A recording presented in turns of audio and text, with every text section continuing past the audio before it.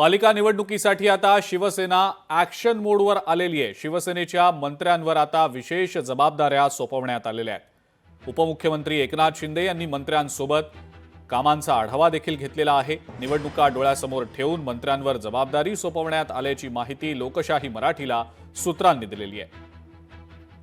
सर्व मंत्र्यांना निवडणुकीच्या अनुषंगाने कामाला लागण्याच्या सूचना सुद्धा एकनाथ शिंदेंनी दिलेल्या आहेत। कोणकोणत्या मंत्र्यांवर कोणकोणती जबाबदारी दिली गेलेली आहे आपण पाहूया। शंभूराज देसाई आणि प्रकाश आंबेडकर या दोन मंत्र्यांवर पश्चिम महाराष्ट्राची जबाबदारी दिली गेलेली आहे। खास करून पुणे, सातारा, कोल्हापूर, सांगली आणि साताऱ्याची। उदय सामंत, भरत गोगावले आणि योगेश कदम यांच्याकडे मुंबई, नवी मुंबई, पनवेल, रायगड, रत्नागिरी आणि सिंधुदुर्गची जबाबदारी दिली गेलेली आहे।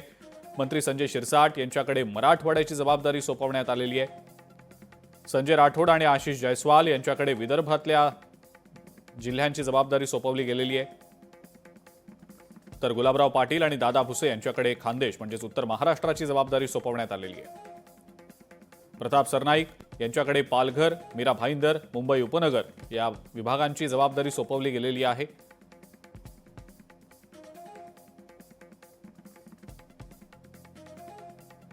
आणि या दोन्ही महत्त्वाच्या घडामोडींच्या संदर्भातली अपडेट आपण जाणून घेणार आहोत। उमेश करंजकर आपले प्रतिनिधी सध्या आपल्या सोबत आहेत। उमेश, एकीकडे आपण पाहतो आहोत पालिका निवडणुका शिवसेनेनी आता श्रीकांत शिंदे यांच्या नेतृत्वात लढवणार असल्याचं एक प्रकारचं सुतोवाच मिळतायत, तसे संकेत मिळतायत। त्यामुळे पालिका निवडणुकीसाठी आता खास करून मुंबई किंवा ठाण्यामध्ये श्रीकांत शिंदे विरुद्ध आदित्य ठाकरे असा सामना बघायला मिळण्याची शक्यता दिसतीये। उमेश, सुरुवातीला याबद्दल काय सांगताय?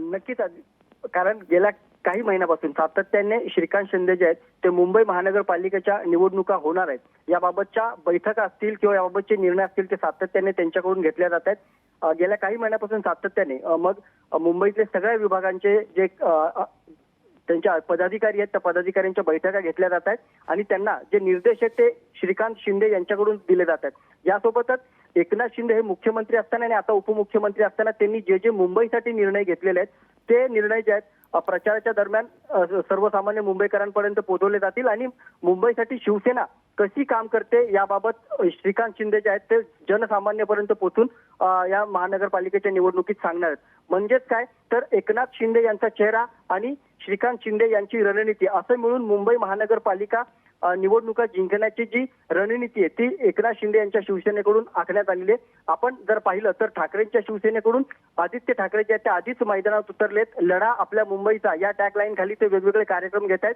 आणि सरकार मुंबईला कसं तोडते किंवा सरकार मुंबईला कशी लुटते याबाबत ते सातत्याने नागरिकांना जाऊन सांगतायत। मात्र त्याच विरोधात जर आपण पाहिलं तर श्रीकांत शिंदेने आता आपली रणनीती आखली, त्यामुळे नवीन जे नेतृत्व आहे दोन्ही शिवसेनेचं ते या महानगरपालिकेच्या निवडणुकीत आपल्याला समोरासमोर दिसणार आहे। त्यामुळे दोन्ही शिवसेनेसाठी अत्यंत महत्त्वाची ही महानगरपालिका निवडणूक असणार आहे।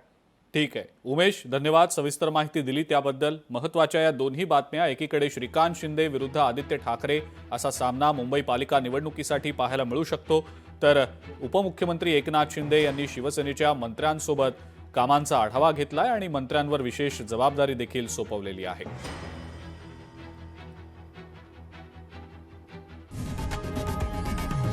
लोकशाही मराठी ऐका, पहा, जागरूक रहा।